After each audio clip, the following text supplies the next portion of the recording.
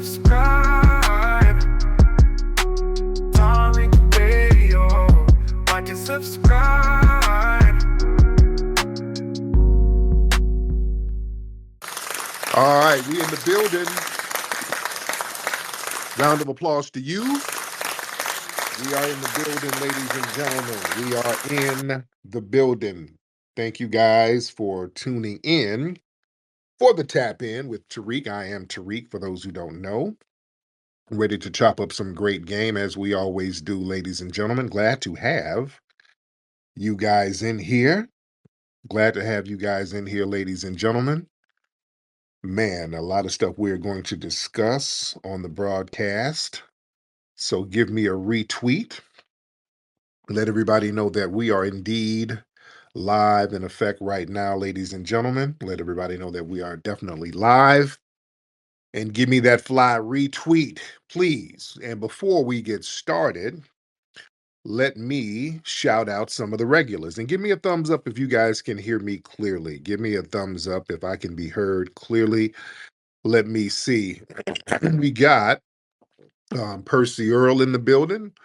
We got Jess, we got Mark, we got Chili, we got Tierra Dynamite, FBA Law, Ronnie, Ani Asaru, Major X, we got Rhonda, Marak, Shane, Rayani, Z Black, Brother Ty Powell, Randy, The Prototype, KK, Love I Am, Brother Arthur, Diego, Paris, Flame Alchemist, and FBA Cloves, and we got the Tethinator in the building. Much respect to you guys. And we will take some calls shortly, but we gotta speak on what's going on. We gotta give honor to our good brother Malcolm-Jamal Warner. Our good brother, our good FBA brother, Malcolm-Jamal Warner passed, man. Man, and that hit us hard. That hit me hard. That just hit everybody hard. Didn't that tear y'all up today? I know that told y'all, yeah, we were toe up over this stuff, man. This hit real different. For those who don't know, our good brother from who gained his popularity from the Cosby Show as a child actor, Malcolm-Jamal Warner, he he unexpectedly died because of a drowning accident out there in Costa Rica. He was out there vacationing with the family, and he was swimming out there at on the Caribbean side of Costa Rica. He was in, I think, Limon. I think that's the name of the area. And I've been to Costa Rica a couple of times. I'm usually on the Pacific side. We wanted to go out there to the Caribbean side. We just never got a chance to. But he was out there, and they were on the beach, and then a current kind of pulled him into the ocean. I know the currents are stronger on that side of the country over there on the Caribbean side. And they said some bystanders tried to help. They kind of drug him to shore, but the Red Cross declared him dead. And boy, it was just real random. What's up, Nicety Girl? What's up, Brother McCall?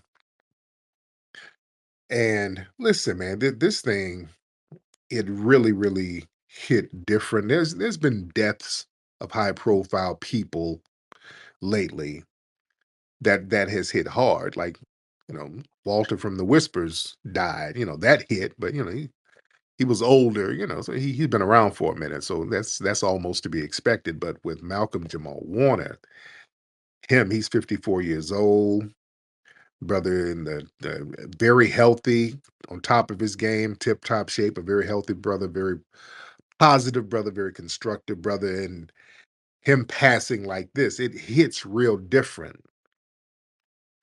And this hits different for a few reasons. This hits real different. It's almost like we lost a family member because we grew up with this brother. We grew up with Malcolm-Jamal Warner. He was family on television. And his portrayal of Theo Huxtable, that made him a TV brother, a TV son to an entire generation. Black people, we watch him grow up in our living rooms every week. So there was an emotional bond. When I was a kid, people used to say, "Oh, you look like Theo." The white people used to tell me that all the time. Oh, you look like Theo from the Cosby Show. So we had a real strong connection there. And speaking of the Cosby Show, I talked to Dr. Bill Cosby today. I spoke with him. Shout out to my sister Kia, who kind of connects us. And I talked to Bill Cosby today, and he's going through it, but he's pulling through. And we talked for a brief minute. We didn't talk that long. I wanted to offer my condolences and prayers and strength. And he was like, hey brother, basically, man, I done lost two sons. He told me, hey, I lost two sons, man. I lost my son Ennis, and now I lost, my other son Malcolm. So I'm gonna try to pull through. So that's heavy. That's heavy, but he's pulling through. So shout out to Dr. Bill Cosby. But Malcolm-Jamal Warner, man, he represented intelligent, well-rounded masculinity for a black man. His whole character and just how he got down, that was a rare representation of a young black male just navigating through adolescence. We saw this young man on television, and he wasn't, it wasn't a stereotype. Yeah, he symbolized what a lot of us wanted to see and be. There was a very, very positive role model for us black males. He grew up with us. And the thing about Malcolm, which we loved and what's hitting so different, he grew up with us. He grew with us. Unlike a lot of the other child stars, Malcolm, he transitioned gracefully into adulthood while, still remaining visible and grounded. He started doing he was continuing to act and doing poetry and music, and we witnessed his evolution in a dignified way. And as you know, that's rare. A lot of child actors in Hollywood, especially black ones, they end up in the game. Let's be real. A lot of them, they not just the black ones, white ones too. A lot of these child actors, when they grow up, it's hard for them to transition. And I'm talking about from back in the day until recently. Um, Hell, the Hakeem from Empire, the dude who played Hakeem, he was a child actor. Have you seen how this nigga's getting down lately? This dude is spreading his bussy all on Twitter. He's doing all types of weird shit. The Hollywood does shit to you, man. If you a kid, it will mess you up if you ain't grounded. Yeah, we done seen, the Todd Bridges and people like that go through it, and Gary Coleman. We done seen that. And speaking of Gary Coleman, did y'all see recently they had that white lady that who was married to him? Did y'all see this? There was something, this was a few weeks ago. She was on some show because Gary was married to this weird white chick, and they had some kind of real hostile, toxic relationship. They were yelling at each other, fighting all the time. And then he died. He died mysteriously. They said he quote fell. And if y'all listen back to my old Mac Lessons radio show, I would always question that. I said, that don't sound right. I used to talk about that all the time. Like he fell and died. What kind of shit is that? So they did a polygraph test on old girl, the white girl. They're like, hey, did he fall and die? Or did you have anything to do with the man's death?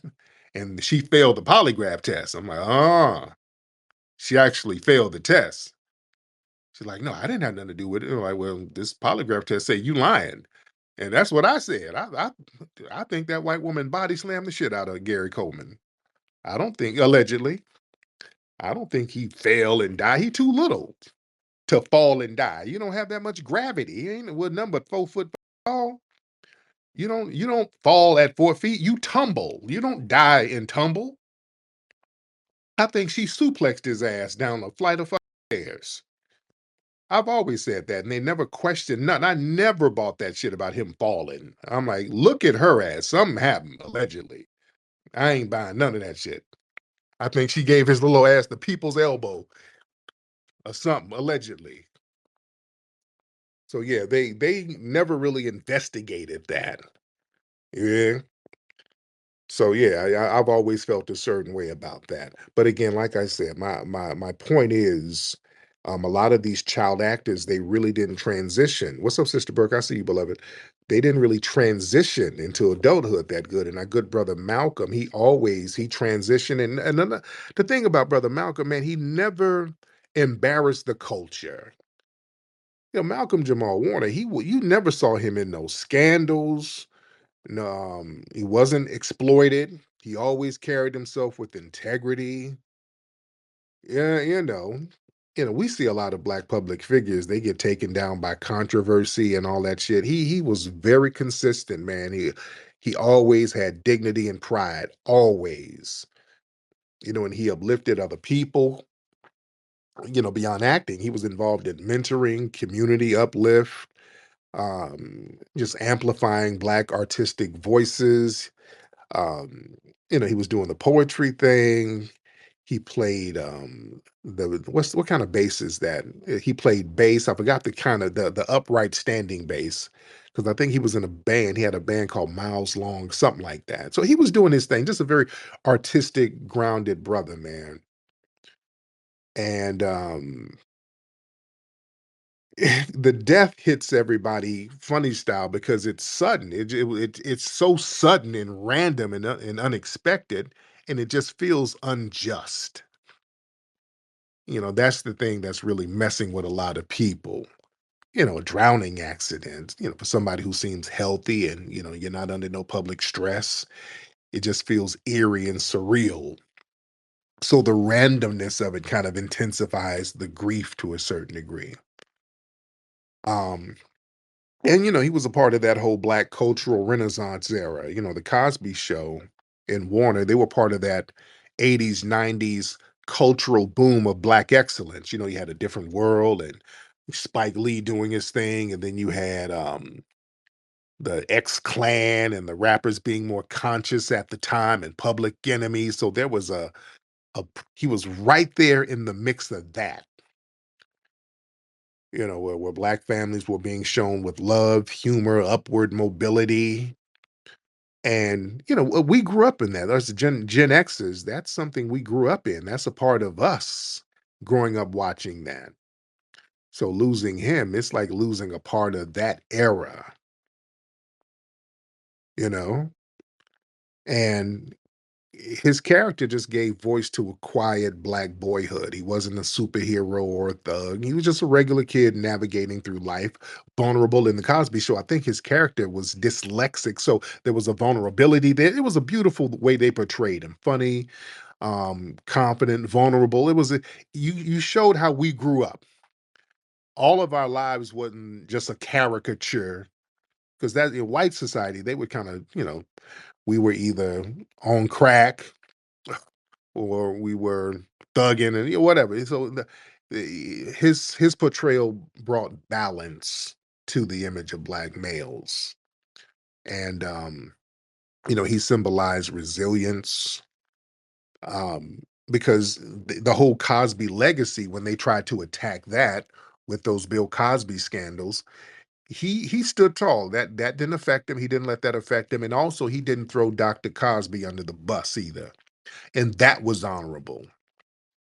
When the white media and the powers that be were going after Cosby and trying to shame everybody who was around, he didn't get caught up in that stuff. He didn't get caught up in it, and he nor did he throw Dr. Cosby under the bus. And I thought that was very honorable and admirable. So that resilience there was something to be respected. You know, and he was out there. He was out there in the streets, meaning in the grass. He was active. He wasn't like some kind of recluse. He was performing, speaking, engaging online. He wasn't a recluse. He was out here. He was present. He did a video a couple of days ago on social media telling everybody how important it is to smile. So, it just kind of reminds people of how fragile life is. And listen, man, this is why, family, we got to give people their flowers when they're here. I know that's kind of cliche to say, but we really do, man. Life is unpredictable, man. Shit. Tomorrow is not promised. You never know when somebody's time is gonna come. And my brother Malcolm's his sudden passing, that's a painful reminder, man. Even people who seem healthy and vibrant, they can be gone in an instant. So we shouldn't wait on them to, to pass in order to show appreciation, man. We give our people their flowers. Honor the living. Let's honor people, man. It's not going to hurt to give people their props if they've been doing the right thing. Too often people they receive their highest praise and recognition only after they die. So we got to reverse that. Let's honor the people doing the work now. Let's honor our artists, our thinkers, our mentors, our community builders. They deserve to feel their impact while they're breathing. That's why, man, I try my best to put so many people on. I try to put people on and hook them up and give them a shine. That's why I do these projects and try to bring people in. When I do lectures and rallies, I try to bring in great people who I think are positive and constructive and elevate them and just show the world how thorough they are. Even though I've unfortunately elevated a couple of riffraffs, but I'm not going to stop doing what I do. Um, that validation that can be fuel for the soul. That acknowledgement. It don't just feel good. It motivates other people to want to start doing the right thing too. So we got to uplift those doing the positive work. It reinforces their purpose. If it's an artist, an educator, community leader, we just gotta um, reignite their fires if they need it. And we got to be the light for each other, especially black men and women, especially foundational black American men and women. We got to become our own support system. We got to give our folks their shine. Let's not wait on a tragedy to kind of build the community like we need to. We shouldn't have to wait till they die so that we all come together in solidarity. We got to really, really celebrate folks. That's why I love New Orleans. New Orleans, they'll celebrate you life and death. So, I'm looking at this as a celebration of our brother Malcolm-Jamal Warner. We're celebrating his life. And we got to continue to do that. A lot of our heroes kind of go unnoticed, and we got to stop that. Um, giving people their flowers, that's healing for you and them. When you show love, it's not just a gift to them, it's medicine for you. It strengthens relationships, it heals wounds, and it reminds us that we're all interconnected in a certain way. And that appreciation, that's an act of emotional wealth. And when you respect some of the riders in the present, that builds a better future, man. I'm telling you. When a lot of the young people see us consistently respecting our elders, our builders, our warriors, our quiet heroes, that creates the blueprint on how future generations will treat each other. So a community that really celebrates its living legends, you become legendary yourself. So much respect to our brother Malcolm. Let me get some calls in here because I want the mood to be upbeat. I want the mood to be upbeat and celebratory. Look, I know early I was, ooh, that shit was hitting me, man. Oh, that news hit me like a brick. It hit me like a brick. But yeah, we got to take the metaphysical messages that's being sent here. This is a message that's being sent to all of us to uplift each other and give each other our props and praises and our flowers. And we just got to continue honoring our good brother. Let me get some of these calls in here. And I'm gonna reset the joint. Look, Jimmy James, you want to hop on in, Jimmy James? Jimmy James, hop on in, sir. Yes, sir. What's going on, brother Hey, Tariq? Jimmy James, how are you, brother?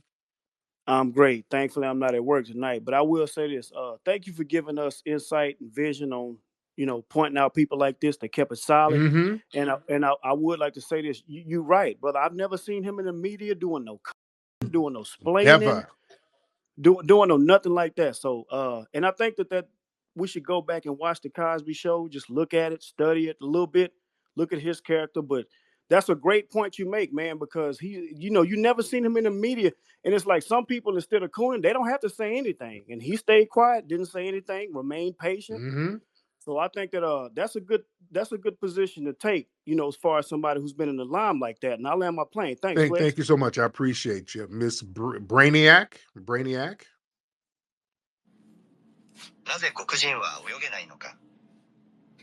Now, what Why in the can't hell? black people swim? Oh Lord, man, Lord. Okay, we got one of them. Why can't black people swim? Well, why does your mom titty smell like sauerkraut? Why that? Okay, let me get some more people in here. Excuse me. All right, let me get some more people in here. We got the goofy ass white supremacists up in here. Let's get Lily Bloomberg. I think that's your name, Lily Bloomberg. Lily Bloomberg, if I'm not mistaken. I think that's your name. And then we'll get Sunny in the building. Lily, are you in here? Or Illy or Lily? What's going on? Can you hear Yeah, me? what's up, Sonny? What's going on? Hey man, never mind these trolls. This ain't even the time for that. Don't even trip off of them.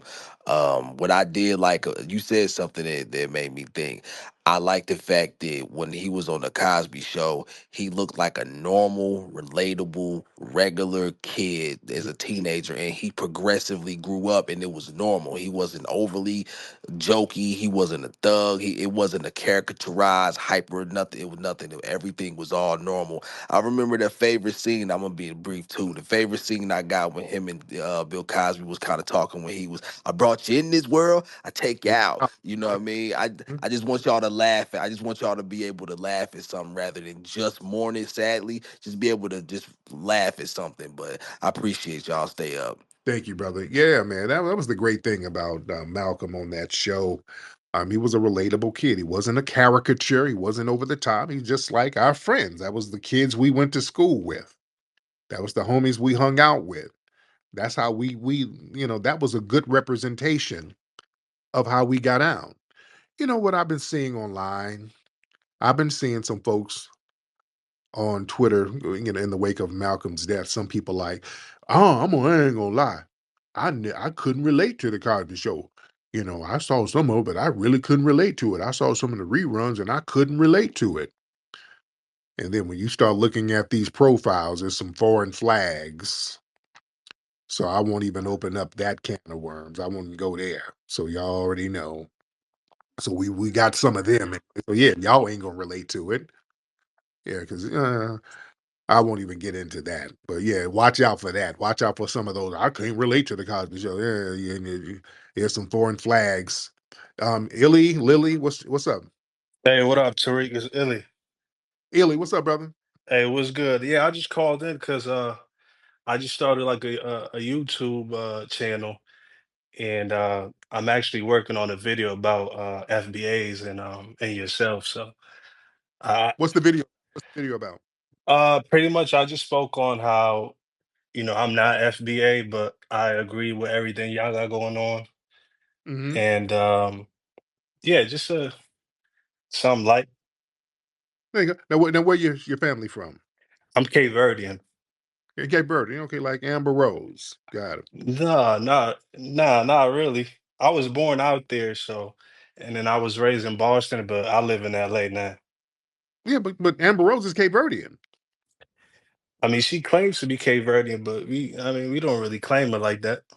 That's messed up. That's You how know, y'all claim her. it's like cool to, she claims it on some like, oh, she exotic kind of thing, A lot of Cape Verdeans are riders, like you would say, Yeah, Yeah. but I mean, I think ain't her mama from Cape Verde or something like that. I mean, she's from the lineage. She's from the lineage. Yeah. Yeah, I- it's a little bit. okay. All right. Yeah. Don't put it on us. All right. That's y'all. Yeah. My man. All right, bro. Thank you so much, All brother. I right, take appreciate care. it. Yeah. All right, let's get Daddy Milagro. Daddy Milagro. How you doing, brother? What's up, brother? How are you? I'm doing good. Hey, I just wanted to come on here today and give you a shout out. I graduated from UCLA last year, Oh and man, I congratulations, brother. What was your major? so I was an English literature major, and I'm at Cal State Long Beach doing my master's degree right now. Oh, love that. Love it. Appreciate it. And I just wanted to let you know, for my experience as a student, my community college counselors told me apply to a Cal State. You'll never get into a UC, all that stuff. Very racist experience. But your documentaries, the energy you put out there has been very inspirational Yeah, and kept me on a very positive path. And I got my GD in prison. man, So I just want to thank you for everything you do out here in LA. For real. man, much respect, man. I love that, man. Much respect to you, brother. Let's get C Killer. Speaking of LA, C Killer in the building. What's going on, Tariq? What's going on? When I say C Killer, Crip Killer, by the way. It's when I say C Killer, I'm just not trying to say the full word. It Nah, ain't. I know. Yeah, for those folks who are just listening, I know because you hear C some of the pirate. What No, all right, but C Killer, not Crip Killer. Go ahead, C. Right. Yeah, I wanted to speak on Malcolm-Jamal Warner, man, because the thing is, I know that's your generation, Yeah. but my generation, we grew up with Nick at Night. So when Nickelodeon went off, we had Nick at Night, and we got bombarded with the Cosby Show, Good Times. Well, so Good Times came on like a little bit later, but the Cosby Show did come on Nick at Night. So damn near every Cosby Show rerun, I know, so it was very relatable, man. And I just, I hope his family's doing all right, because when death hits like that, man, it sucks. It really does, man. And um, his parents, and I'm trying to reach out to the parents and all of that to make sure they're good. But yeah, man, it's a hard thing. It's hitting everybody, man. Stevens, what's up, Stevens? Yo, Tyreek, what's up, man? What's up? Sorry for your loss, man. Everyone out there tonight. But I'm going to be out in Cali in September. I wanted to stop by the museum. You going to be around then, man? Yeah, I'll be in and out, but yeah, it's open. Yeah. September, like 7th, 8th? Yeah, it's open. Yeah, All right. yeah, come on through, definitely. All right, man. All right, cool. See you. Peace. All right, let me see, a lot of folks in here. Let's get Mr. Real Estate in Boston. Mr. Real Estate. Mr. Real, what's up, brother? Yep. Oh, how you doing, Mr. Yeah. I'm cool. I went to the Dallas joint, and I also went to the DC joint. So just wanted to give the FBA family a heads up on Costa Rica. So, I used to go there all the time, and a couple of people had drowned from Boston.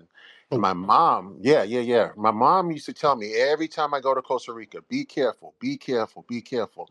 Sure enough, one time I did go to, because the riptides are crazy. Have you been there before? yeah, but I'm on the Pacific side. Did you went over there to the Limon and the Caribbean side? No, I was on the Pacific side as well. I've never been to Limon, but what I can tell you is that the riptides are crazy. And in one year, um, this guy brought us over to the beach, and we didn't even know there were alligators on the beach. Oh, damn. Crazy. Yeah, if we looked at it in Spanish, I'm looking, and I'm like, so family, please be careful. It's very, very dangerous. And I Yeah, land right there. did y'all see the sloths and stuff in the road and the trees and all that? Oh, absolutely. It's beautiful. I mean, it's the rainforest, the volcanoes. It's beautiful, but it's just, yeah, facts. We did do that. It's just very dangerous in the water. Yes, indeed. Thank you so much, All brother. right. Have a good night. Yeah, Costa Rica is a beautiful place. It's beautiful. Costa Rica is absolutely beautiful, man. If y'all can, and it's reasonable. It's reasonably priced to go down there to vacation. Yeah, we're going to buy a vacation spot down there. We're gonna because we loved going down there so much. We're going to get us a vacation spot down there, but I ended up using that money to get to finalize the Hidden History Museum. But it's beautiful down there. You go in the rainforest and them big ass sloths be sitting in the road chilling, and you sleep at night and there's monkeys all in the trees. It's exotic. It's real exotic. Let me see. Let's raise those hands.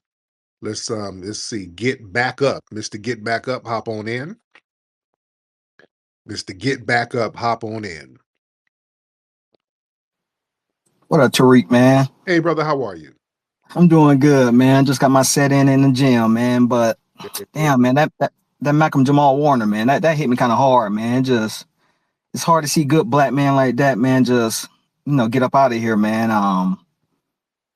I mean, like the Bible says, man. Like we like a vapor, man. Like you here for a little bit, then we vanish, man. So, like you said, man, We need to get people their flowers while they here, man. Shit, not take people for granted. Right. Cause life is short, bro. Life is so short, man. It I'll land is. my plane though, bro. Thank you so much. Yes, indeed. All right, y'all give me another retweet. I done reset the room. It's getting more festive and upbeat. I reset the room, ladies and gentlemen. And I'm speaking of the Hidden History Museum. You guys can come on down to the museum tomorrow. We're open. Come down and get you some root work and get you a book or a couple of books and just vibe out. Come on down. Hi, I'm Mateo. Do you want to learn about Hidden Heroes? Hidden Heroes from A to Z is a cool book that tells the stories of amazing black heroes you might not know about. You'll meet inventors, you'll meet explorers, and leaders who changed the world. It's fun, inspiring, and you can learn so much. Get your copy now at hiddenhistorymuseum.com. Let's discover our hidden heroes together.